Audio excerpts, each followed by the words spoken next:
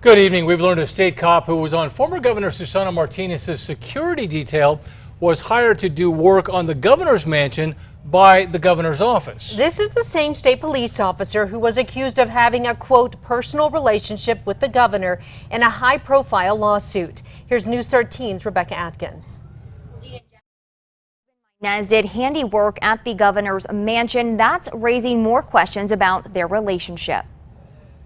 Behind the doors of the governor's mansion, an ex-staff member claims it was more than just business as usual between Governor Susana Martinez and a state police officer on her security detail. There clearly is evidence of a personal relationship. The guard in question, now former state cop Ruben Martinez, who was responsible for protecting the governor, going everywhere she did. It became clear that Ruben Martinez was essentially a protected species at the request or direction of the governor. Thomas Grover is the attorney for State Police Officer Tony Fetty, who also worked on the governor's security team.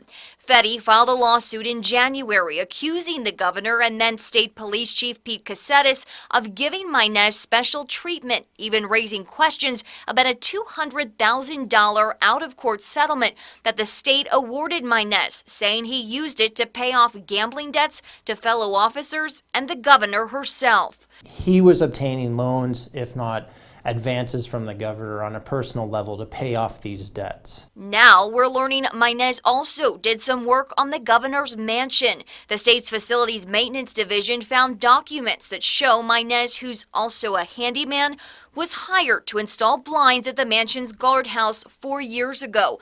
But there are no records showing how much he was paid.